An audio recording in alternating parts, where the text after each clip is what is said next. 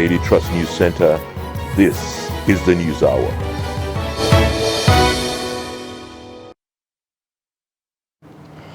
On News Hour tonight, joint security operation team engage hoodlums in Kogi, kill gang leader. Bill Gates pledges to spend 7 billion naira in Africa in next 4 years. Muslim faithful lament high cost of rams ahead of Eid al-Adha. And on the foreign scene, 31 killed as explosion rocks restaurant in northwest China. Hello and welcome to News Hour on Trust TV. I am Abdurrahman Omar. Thanks for joining. Now we begin with insecurity. Following attack on Ijuli town in Ofu local government area of Kogi State by gunmen shooting and killing people with impunity, police have engaged the hoodlums in gun duel. Reports say a commercial motorcycle rider and woman were killed during the attack. Police Commissioner in the state, Akim Yusuf, said a group of hoodlums on Thursday opened fire on the joint security team who were in an operation at Ijuli in Ofu local government area. He said the joint security team were on the trail of a criminal gang leader called Kabir Bala, who have been terrorizing the areas with his group of hooligans when the security operatives came under the attack. The police boss told the newsmen in Lokoja that extent of fire between policemen and the gang led death of the gang leader, Kabir Bala Oku, but many of his gang members escaped with varying degrees of injuries. He said the decision to carry out the joint operation against Bala was decided at the state security meeting on Tuesday due to the upsurge of criminal activities in the state.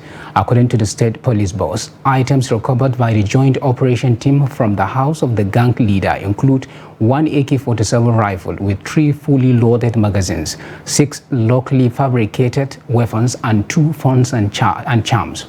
He added that the state government, in prerogative of mercy, granted pardon to the said Kabir Bala in 2018 as part of its rehabilitation program for repentant criminals. But Bala remained an unrepentant criminal with lots of atrocities traced to him. The killing of 2 Igala youths in April last year and 5 others at Imoko in Ofu local government were traced to the same Bala-led gang. Plateau State Governor Caleb Mufwang has reassured citizens of the state of his administration's commitment to protect lives and properties in the state. The governor disclosed this on Wednesday in Jos while swearing in 4 permanent secretaries and 1 special advisor on security matters at the government house in Jos. Ado Musa completes the report. The assurance of the governor came on the heels of 2 separate attacks in Poi and Chisu districts of Mangu local government area, which left 15 persons dead, and another Sambok community of Yom local government area, where 6 vigilantes were gunned down. Governor Mutfwan said measures are being taken to tackle the menace, adding that his fight against crime and criminality in the state was not targeting at any religion or tribe.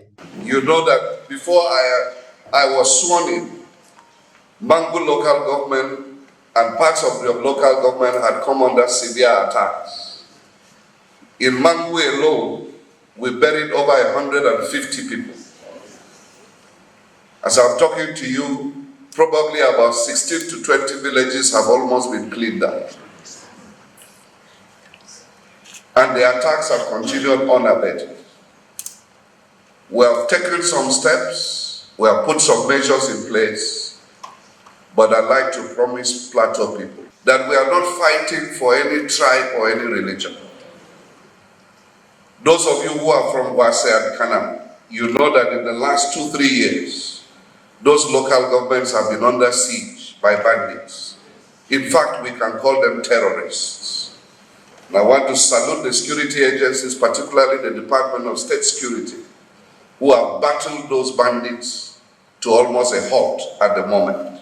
The newly appointed security advisor to the governor, Gakti Shipi, also said a lot is being done to arrest the problem. All I'll tell you is that I'm currently looking at what the situation is so that I'll be able to project within a very short time what we need to do.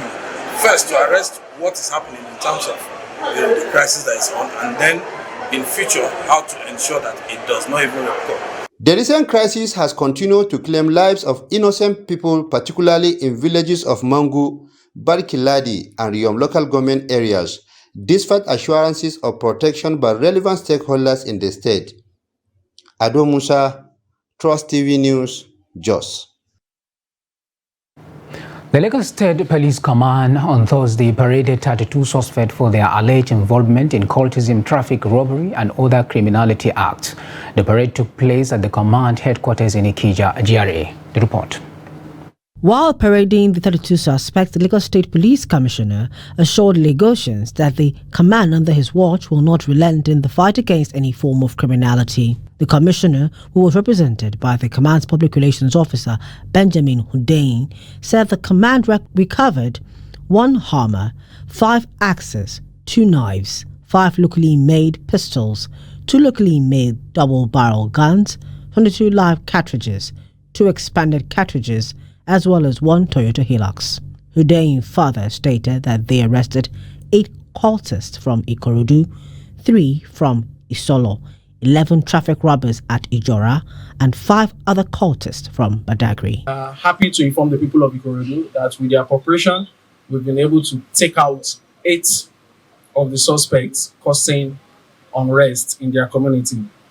We also have an interesting case here. Is a case of stealing. The Toyota Hilux, you can see right over there, the white Hilux, was actually on a car stand, and 2 people came in the middle of the night to rob this vehicle. The car stand is somewhere in Ilukweju. It later turned out that one of the robbers is actually a security guard employed by the owner of the car stand. But the day he was off duty, he connived with one other to come and rob that place. And the security guard on duty that day was actually seriously injured, and they were able to take away the Toyota Hilux. And we immediately got information, we swung into action, and were able to recover the vehicle in faraway Kaduna State. Command also paraded a police sergeant for failing to report at his news station in Osun State, but rather resorted to extorting unsuspecting motorists. One of them is a police officer, but is a deserter. He has been transferred out of Lagos State to Osun State for over a year, and he has refused to go report. He has remained in Lagos, conniving with some other civilians to engage in this nefarious activity. His name is Sergeant Oluwaniyi Ichanusi, 36 years, and his partner in crime that we have here is Maxwell Agida, 42 years. He's a driver, commercial bus driver, corporate driver, who joins in to accost motorists, claim to be police officers, and claim to take them. They have different gimmicks: take them to EFCC, take them to police, lock them up, make sure they go to jail, and their victims, out of panic, would actually part with huge sums of money. So they have been arrested. The command assured that cultism, which has been identified as a major security challenge facing Lagos, will receive the needed attention in order to ensure that it is nipped in the bud. The presidential candidate of the People's Democratic Party, PDP, in the 2023 general elections, Atiku Abubakar, has presented a digital forensic expert at the Presidential Election Tribunal as one of his witnesses. Lead counsel to Atiku, Chris Uche, disclosed this at the ongoing tribunal sitting in Abuja. Uche, who described the witness as key, also addressed the issue of only bringing one witness to court, since the presentation of witnesses and evidences will be ending on the 23rd of June 2023. As part of our strategy today, we call the very vital witness a digital forensic expert. And you remember that this is the very first time we are having a technology-driven presidential elections in Nigeria. So the evidence that this witness has profiled today, a witness who examined the BVAS machines used, is very, very vital. So we are happy this witness has testified today. Tomorrow we'll bring our remaining witnesses and we'll close our case. The chairman of the Election Petitions Tribunal sitting in Kaduna, Justice Victor Omovi, has granted the request of the People's Democratic Party, PDP, to allow the electoral umpire to supply all necessary documents before proper hearing begins. Omovi granted the request in the suit filed by the People's Governorship candidate in the state, Isa Ashiru, who is challenging the victory of Governor Ubasani in the March 18 elections. The report. Speaking to journalists after the sitting, counsel to People's Democratic Party (PDP), Oluwale Iyamusan, explained that the document to be tendered before the court includes some of the result sheets and other processes available only in the official custody of INEC, which is a party to the suit. He said since INEC failed to supply them, the party had no choice than to formally apply for the documents. We thought it would be untidy and it would not be proper to tender them in piecemeal format. Therefore, it was better to go back and extract as the rest of those result sheets from the INEC official possession upon certification, so that when we come back, we are in a position to take our case forward in the manner in which it is proper. The defense counsel, Dorus Adoyele-san, said they did not object to the request of the petitioners since the electoral umpire failed to bring the document available to them. This matter, the one of Ashiru Isa and PDP, that petition was scheduled for hearing today. And we were to start hearing from settlement of the documents that the petitioner will want to use in conducting their petition. Unfortunately, the petitioner had issues with their documents, and so we were constrained to take another date at their instance. In other words, it was the petitioner that asked for an adjournment of the petition today. The case was adjourned to 4th of July for continuous hearing. Bello Musa, Trust TV News, Kaduna. A member of Kano State House of Assembly, Salisu Ibrahim, wants to order legislators in the Assembly to focus on legislation that will change the fortune of the state. The member, who is representing Dogwa local government area, said members, irrespective of party differences, will ensure meaningful legislation in areas of education, health and employment, among other areas of concern to the people of Kano State. Salisu was first elected on the platform of All Nigeria People's Party, from where he moved to the All Progressives Congress, APC. Political coloration apart, I believe all of us are joined by the passion for the development of our people, and we don't have any state to call our own but Kano. So definitely I am optimistic that we are going to work together and we are going to work in line with the yearnings and aspirations of our electorate, irrespective of political differences. When you talk of focus, generally, I think as politicians, more especially at the State Assembly, where we are very close to the electorate, the 2023 electioneering campaign has shown us real issues or real problems that are the problems that are facing our society. Generally, when you talk of issue of unemployment and lack of quality of education and other, like health facilities and others, these three challenges, I feel, should be in the mind of most of us. The Kano State House of Assembly has confirmed 16 commissioner nominees screened on Wednesday for their appointment as members of the State Executive Council and parastatus commissioners. The Speaker, Ismail Jibrin Falgore, at the plenary on Thursday, said the confirmation was predicated on a motion by the House Majority Leader, Lawan Hussein Dada, which was deliberated upon at the Committee of the Whole, after which they were confirmed. The confirmed nominees who were screened by the House include Umar Haruna Dugwa, Ali Haruna Makuda, Abubakar Labaran Yusuf, Danjuma Mahmoud, Musa Suleiman Shanunu, Abbas Sani Abbas, Ladi Digarko, Marwan Ahmad, Muhammad Digur. Others are Adamu Ali Yukibia, Yusuf Ibrahim Koparmata, Safiano Hamza, Tajuddin Othman Ungogo, Nasru Sulegaru, Barrister Haruna Isa Dedere, and Baba Halilu Dantei. Stakeholders in the leadership space have called on policymakers at the national and sub-national levels to restructure, review and re-examine the strategies that have failed to achieve the 35% affirmative action in the national gender policy. They also want the gender bill at the National Assembly passed in the new and subsequent political dispensations. The call became imperative following the continuous fall in the number of elective and appointed of women despite sustained calls by groups for an upscale in female political participation. The report. Women inclusion in politics and leadership is said to be limited by cultural and societal norms, discriminatory laws and policies, as well as limited representation in political parties. Beyond the above, gender bias and stereotypes, violence and intimidation, lack of role models and mentors are also said to be among factors working against an upscale of women in politics, be it appointive or elective. But experts say the population of women in the country should be leveraged. Nigeria was still one of the lowest ranking countries in the world with women's participation in politics.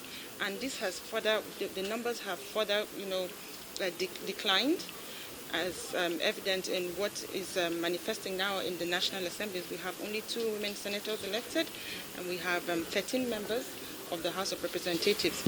Well, at the state level, we have a few improvements in some states. Use up to 49% of Nigeria's population. That is to say that we can leverage on the numerical strength of women, can begin to harmonize and leverage on their numerical strength to build up support for women in politics. Within ourselves, if we begin to come together, women organizations. Reflecting on the earlier unsuccessful strategies deployed to promote inclusion of women in the electoral and leadership process, experts say coordinating mechanisms and methodologies are needed to be streamlined for a more harmonized approach. Women should work across party lines, should cultivate that culture of working across party lines to push women agendas such as the Gender Equal Opportunities Bill, the GO Bill, which for the second time in December 2021 was pushed out of the National Assembly. For me, the first priority should be the laws. There's a gender bill, or there's a gender policy, which talks about 35% affirmative action. What is the challenge with implementing or achieving that gender policy? If it needs to be strengthened, then we do that. There was also the gender bills that failed in the 9th Assembly. What differently should we do in order to represent that bill to make it pass?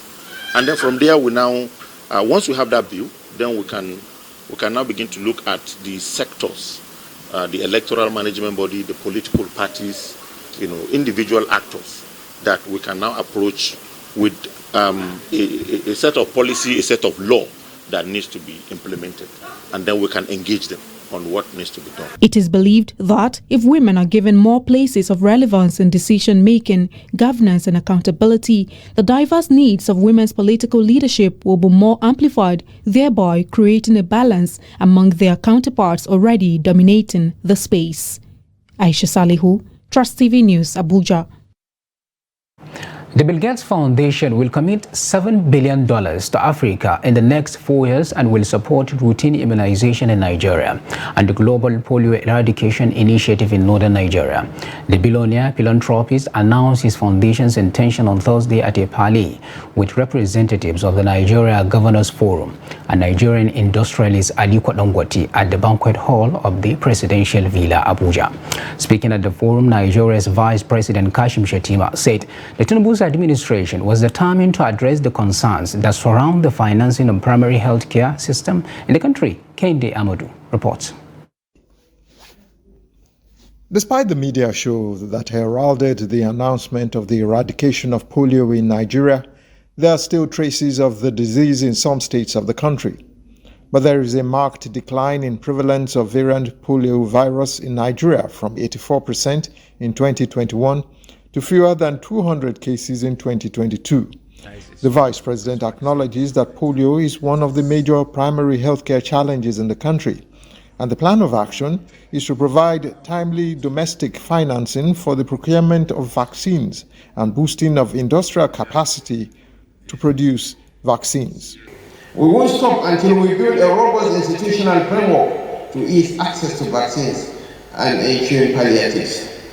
We won't stop until we are sure that the resources deployed by our partners and our counterpart funding are disbursed for the intended purpose. We won't stop, ladies and gentlemen, until we are sure that the children in our remotest villages have access to first-rate primary health care and nutrition like their peers in our cities. This is where billionaires Aliko Dangote and Bill Gates come in. Their foundations have been partnering with the federal government and state governments for several years, supporting efforts in eradicating polio and improving routine immunization, nutrition, and primary health care in the country. And they intend to do more.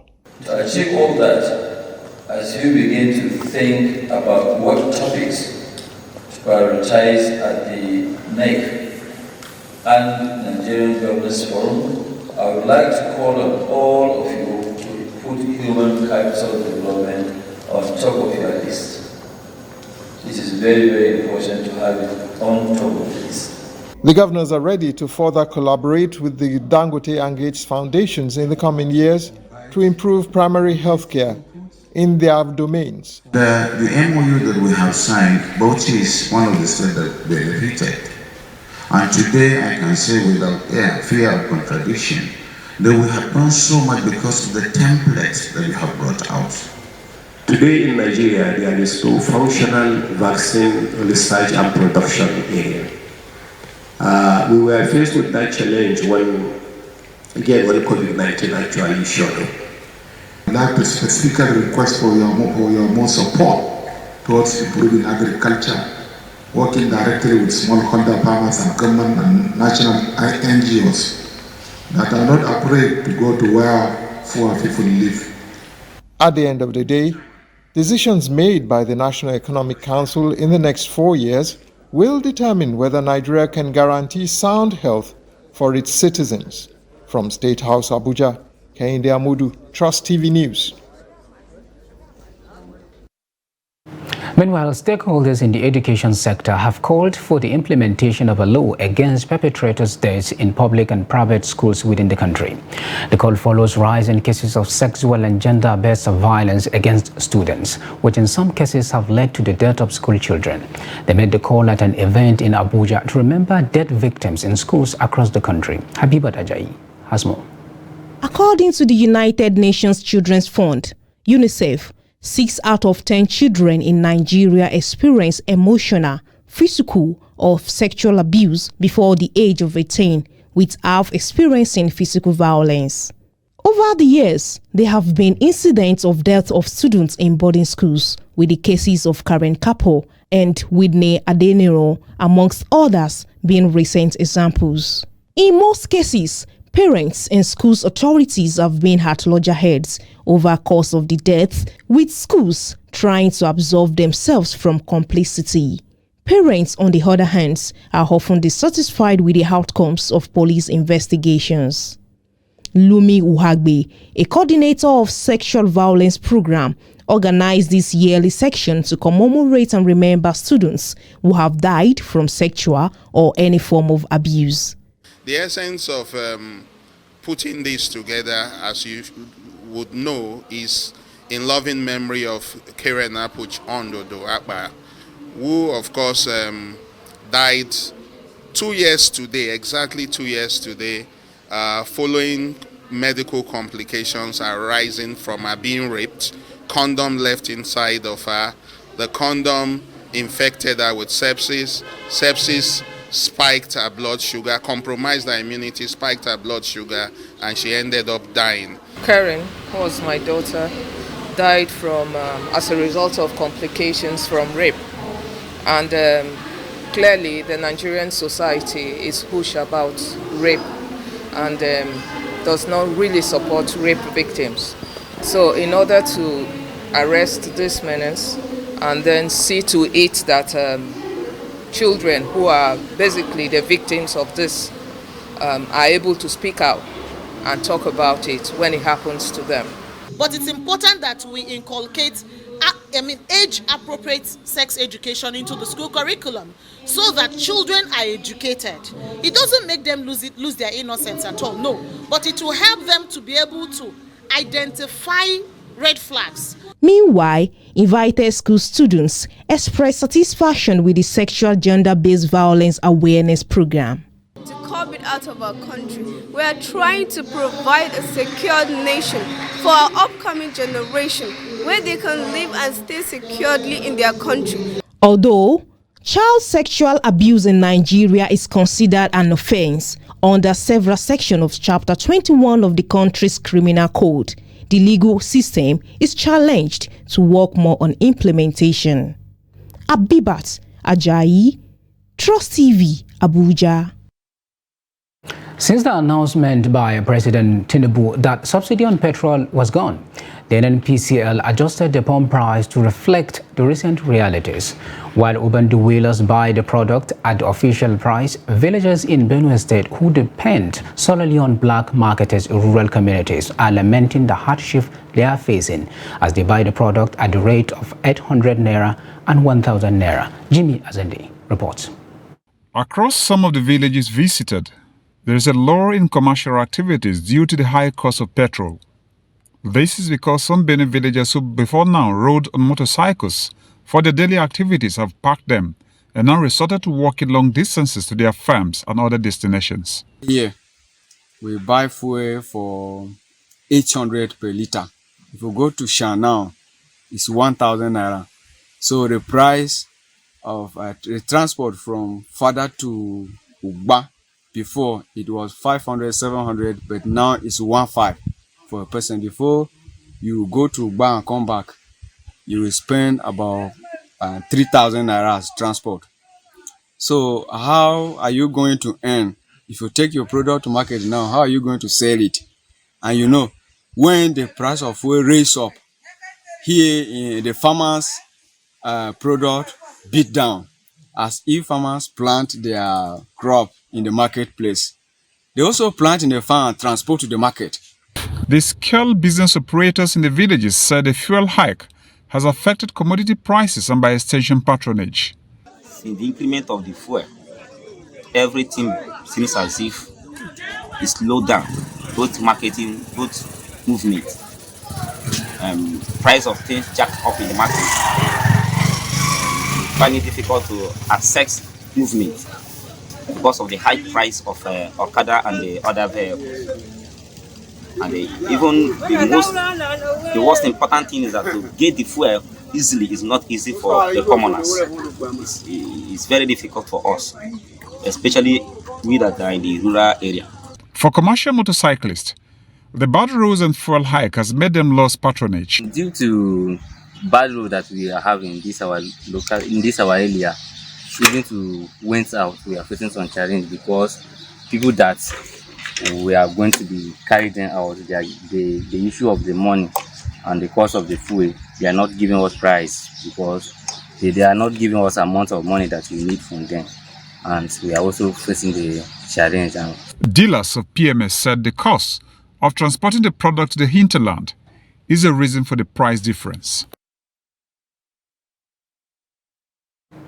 You are watching News Hour on Trust TV. Coming off after the break, we take a look at a physics student with solution to fuel price hike. For details of these and more, do stay with us after the break.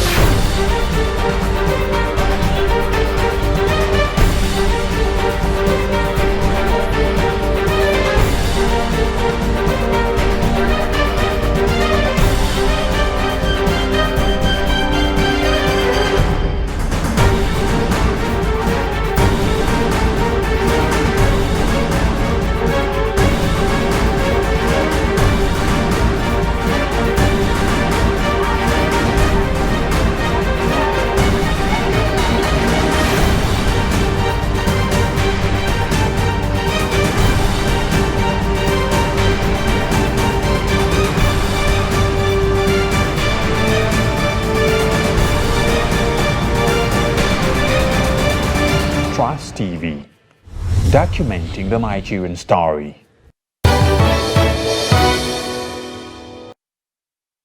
Welcome back, and if you are just joining us, this is the news hour on Trust TV. Now, Erica with our top stories. Joint security operation team engage hoodlums in Kogi, kill gang leader. And Bill Gates pledges to spend $7 billion in Africa in the next 4 years. Now, moving on to other stories. Ahead of this year's Eid al-Kabir celebrations, the price of ram in Kano State has doubled due to the increase in the cost of living. Trust TV correspondent Idris Jibrin reports that unlike last year, traders say they are recording low patronage this year. His report.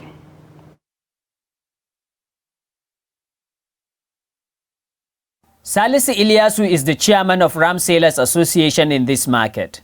He says the price of ram and other related animals used for sacrifice by Muslims has tripled compared to what was obtainable last year, and that not so many people are coming forward to buy. Honestly, this year there is problem. Last year many people are coming forward to buy ram, but this year you can see the market is scanty. It's only us that are within here. There are not so much buyers coming here to buy, and this is because of the so much problems that we are having. The problem of feeds and supplement, high cost of transportation, courtesy of fuel price increase, among other challenges, are largely responsible for the problem this year. Tsadar abincin dabbobin da kuma tsadar mai. Well, some of the problems that also come together to bring about this much challenges that we are facing is the issue of food and supplement. The food we are buying is so expensive. The transportation that we used to transport from places far and wide where we used to go and buy these rams is also very expensive. Sometimes we pay 10,000, 11,000 naira per ram before it gets to Kano from, let's say, Bauchi. According to traders, although the price has tripled, but they try to bring things down in such a way that people can afford. Yet, the price, they say, ranges from 60,000 naira to 250,000 naira per ram, the worst within the last 3 years. You see, this ram that you are seeing, they are very expensive. Like this one, last year we sold this one about 30,000, 35,000 naira. But this year we are selling this type about 60,000 naira. So you can get ram of 60,000 naira up to 250,000 naira, in most cases up to 300,000 naira. In some places they are even selling it up to 400,000 naira. Rams and other sacrificial animals like cow and camels are nevertheless available in most markets visited across Kano State. But there are growing concerns that the price could even go high in the next coming days. Idris Jibrin, Trust TV News, Kano. Meanwhile, as Muslims in Nigeria prepare to celebrate Eid al-Adha, the traditional sacrifice of goats is becoming increasingly difficult for many families due to a significant increase in prices. In Katsina, the cost of goats has significantly risen compared to that of last year, making it challenging for some to afford the sacrifice. As a result, sellers are recording low patronage while customers' purchasing power has drastically reduced. Jamil Mabai has more. Ram sacrifice is a symbol of the Eid al-Kabir celebration. It is a tradition for privileged Muslims to sacrifice rams during the festival. But this year, the prices have hit an all-time high. A rise in price from 20,000 naira to 70,000 naira last year to 50,000 to 150,000 naira this year is making it difficult for many families to afford the sacrifice. The price of rams is high this time around because things have changed compared to last year. A ram of 100,000 last year is now 200,000. Frankly speaking, I'm not surprised by the sudden rise in the price of the ram, because of the following reasons. One, they devaluate our currency, depreciation of naira as well as inflation, and which affects the purchasing power of many Nigerians to the extent that today Nigerians are not talking of ram. they are thinking of food, how to buy food. And food is more essential than ram. Experts attribute the high prices to a combination of factors, including the devaluation of Naira, inflation, and the farmer hardware crisis, which have disrupted the supply chain. Again, also there is this issue of insecurity, especially farmer herders conflict, which has been affecting actually the even availability of the rams. While some sellers are struggling with low patronage, others are benefiting from the high demand. Whoever bought ram from us last year came back this year. Some have already paid for the rams here. I have even sent for more rams from Dankama. Some people want the government to intervene and subsidize the prices of rams and increase salaries. But experts believe that sacrificing a ram is a luxury, not a necessity. In a situation whereby you just subsidize ram, you understand, at the end of the day you'll discover that the only beneficiaries perhaps will be civil servant. Like there are some states, especially in northern Nigeria, that give a ram to civil servant. You understand? But what about those who are not civil servant? Ram is a luxury. In a situation whereby we have a government that cannot even subsidize food stock, how can you expect them to subsidize ram? For many families, the high prices mean they will have to skip the tradition of sacrificing a ram during the festival. Jamilu Mabai, Trust TV News, Katsina. Retired police officers have appealed to President Tinubu to sign a bill that will exempt them from the contributory pension scheme. Speaking at a press briefing and interfaith prayer session in Kaduna, they stated that the appeal is necessary to ensure that retired police officers received their rightful benefits and also prevent any form of misappropriation of their retirement benefits. The report. They started with prayers, offering thanks to God for the passage of the bill for the establishment of a police pension board to exclude the Nigerian police force from the contributory pension scheme. Let's thank God for the sponsors of our bill. Let's thank God for the police retirees. Despite the passage of the bill by the National Assembly, the retirees are suspicious that elements may be working against the presidential assent to the bill. Then surprisingly, the Senate for almost 3 to 4 years have been deliberating over this particular issue. Then on the 6th of this month, this year, they assented to this bill. Then somebody whom we don't know him as a advisor, we don't know him as anything to the government, will sit down behind the door and start advising that the president should not sign the bill into law. They say their living conditions after retirement is pathetic, noting that any reduction in their entitlement may not augur well for them. Police retirees are under terrible and disastrous condition that it's only the president and the Almighty Allah that can rescue us.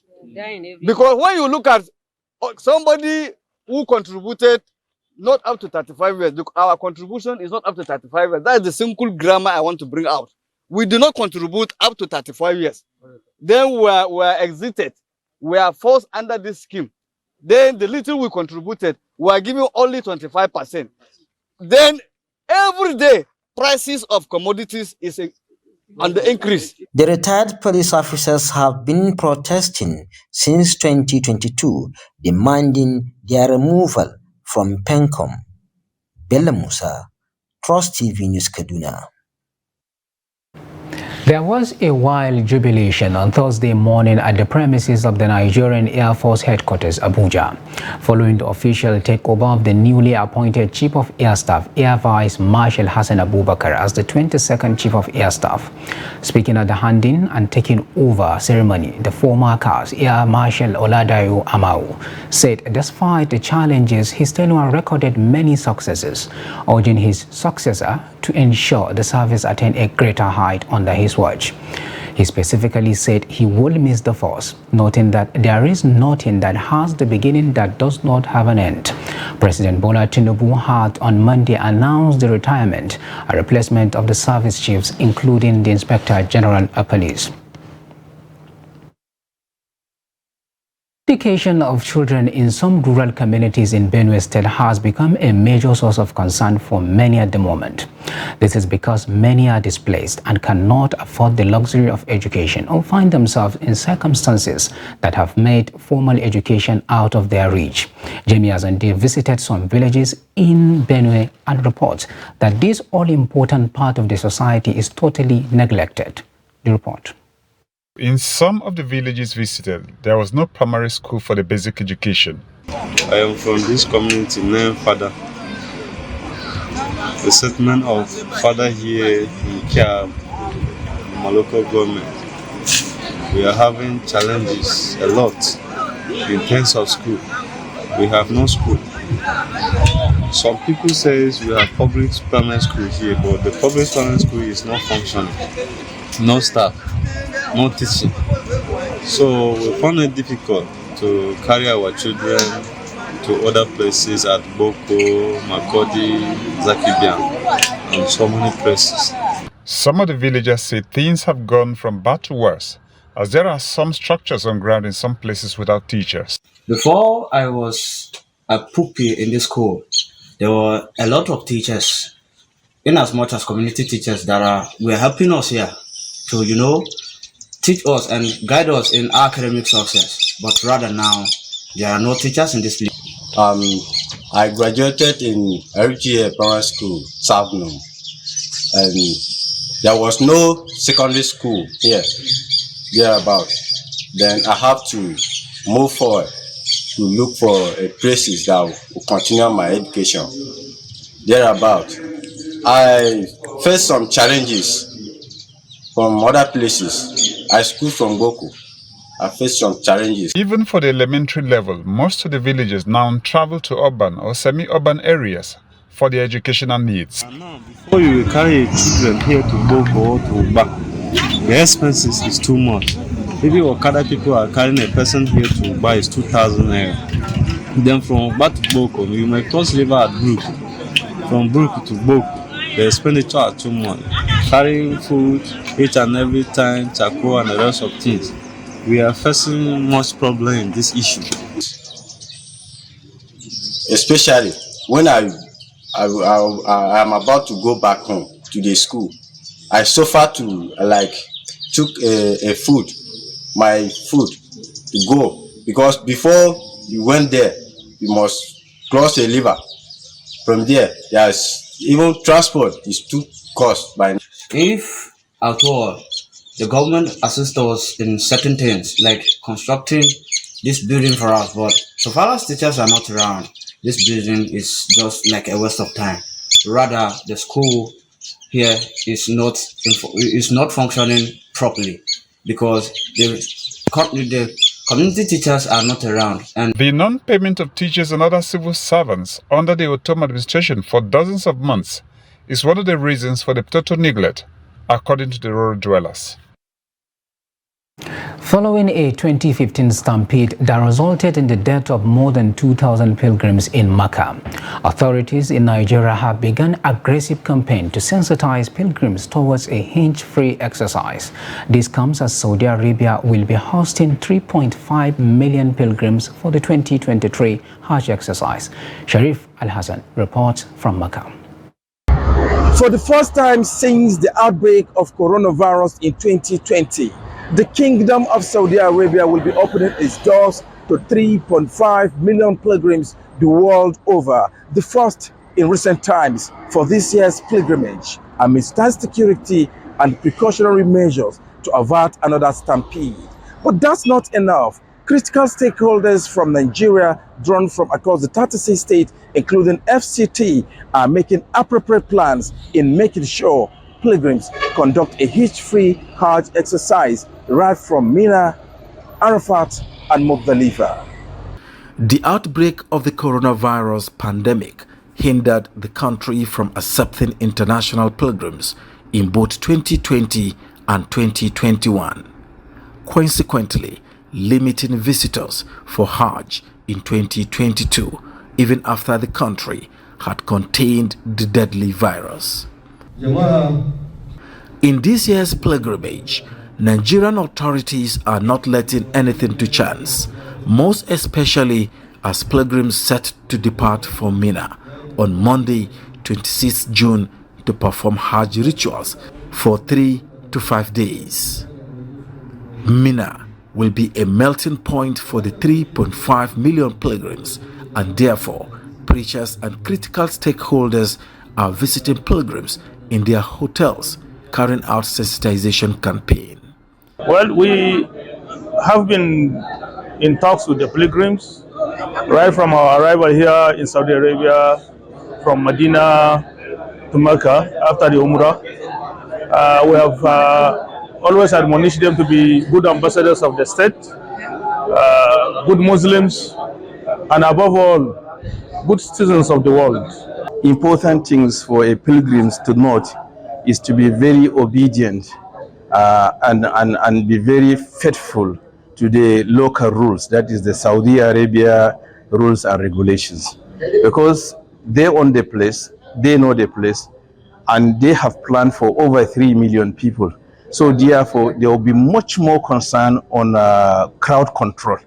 And a visitor or a pilgrim might not know the regulations of the crowd control without being guided by the leadership of his country. So for Nigeria, we have able leadership with the Hajj Commission, and then the Amirul Hajj team. We are very, very supportive in sensitizing the people on the way to follow. It could be recalled that on 24th September 2015, a crowd rush and stampede resulted in the deaths of more than 2,000 pilgrims, many of whom were suffocated or crushed during the annual Hajj pilgrimage at Mina, Mecca, Saudi Arabia, and certainly this is what everyone here is trying to avoid. From Makkah to Mukarramah, Sharif Al-Hassan. Amidst soaring fuel prices and epileptic power supply, a Nigerian inventor, Muhammad Adamu Faguji, has upgraded a solar power generator he invented to generate 350 watts of electricity. Faguji, who is a graduate of applied physics from the Abubakar Tafawa Balewa University, Bauchi, says solar energy is the solution to Nigeria's fuel crisis and epileptic power supply. Ibrahim Ismail reports.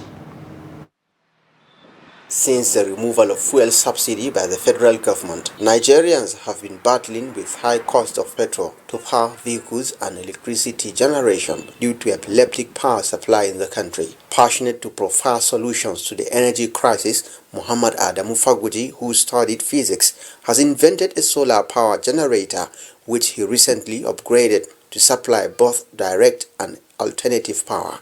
I invented this device which is called a portable solar generator, and I call it dual purpose solar generator because it produces both AC and DC electricity at the same time.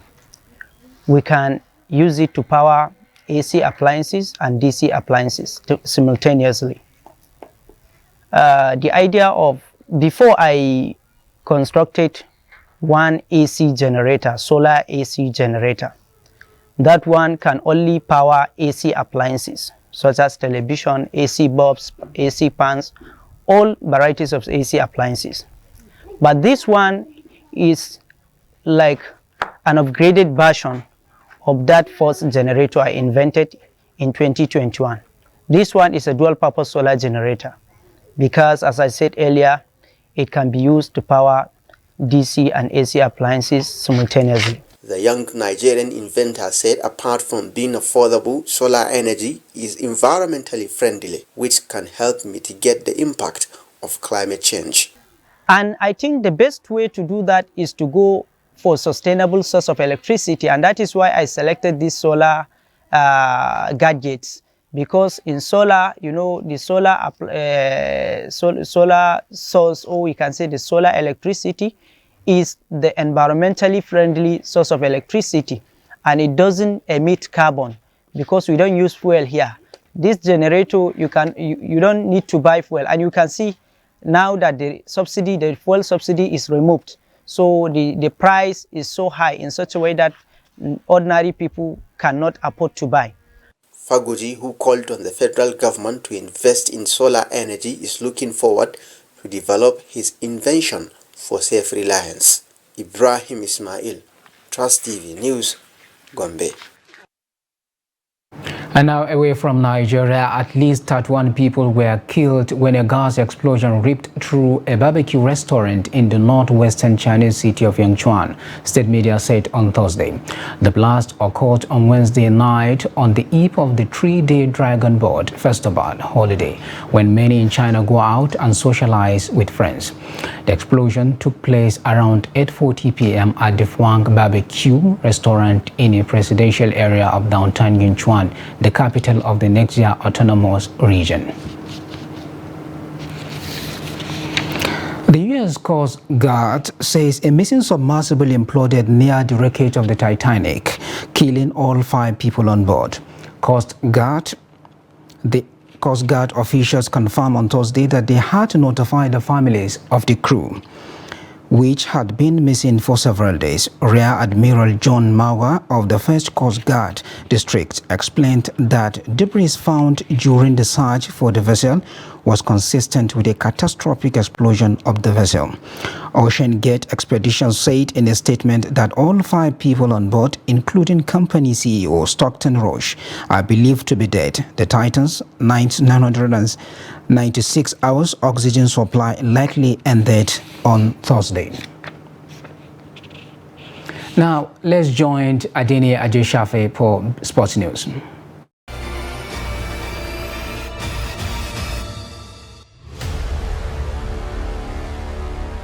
Nigerian Football Federation (NFF) has disclosed that the Super Falcons will open their final training camp at MK Abiola Stadium, Abuja, on 29 June in preparation for 2023 FIFA Women's World Cup, to be co-hosted by Australia and New Zealand. Coach Randy Wardron's tutor side are being primed to be in their best for the World Cup. NFF said the Nigerian senior women's team will start their final preparation on 29 June, while the team leads for Australia on 2nd of July to have a 15-day final campaign in Australia before the tournament starts. Super Falcons will face co-host Australia, Olympic champions Canada, and debutant Republic of Ireland in Group A at the Women's Mundial. Nighttime African champions' first match will be against Canada on 21st July before facing Australia on 27th, while they end their group match against Republic of Ireland on 31st July. The Women's Soccer Fiesta will hold from 28 July to 28 August 2023. And still in football, less than 3 days to the kickoff of CAF Under-23 Africa Cup of Nations, tagged Morocco 2023, the official poster of the competition has been launched amidst fanfare. The opening match of the competition will be played in Rabat on 24 June between host Morocco and Guinea. The poster, designed to illustrate footballer holding the coveted trophy, also embodies the quest to pursue continental supremacy. The green race symbolizes the lush green lawns of Africa, while the red displays the passion of the competing nations, along with the colors of the host country's national flag. 2 stadiums will be used for the competition: Prince Moulay Abdullah Stadium and the Ibn Battuta Stadium, commonly known as the Grand Stade de Tanga. Morocco, Ghana, Congo, and Guinea will battle in Group A, while Egypt, Mali, Gabon, and Niger compete in Group B. This is the second CAF Under-23 Africa Cup of Nations to be played in Morocco since the tournament was introduced in 2011. CAF Under-23 Africa Cup of Nations is a qualifier for Paris 2024 Olympics. That's Sport News. I'm Adeni Ajeshafe.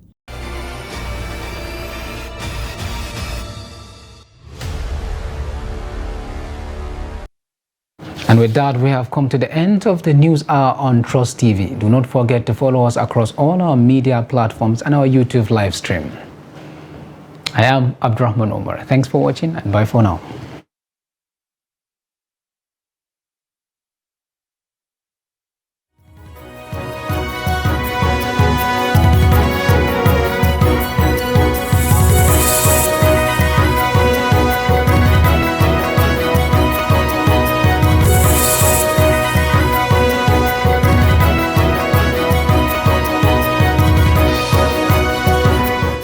Daily Trust News Center, this is the News Hour.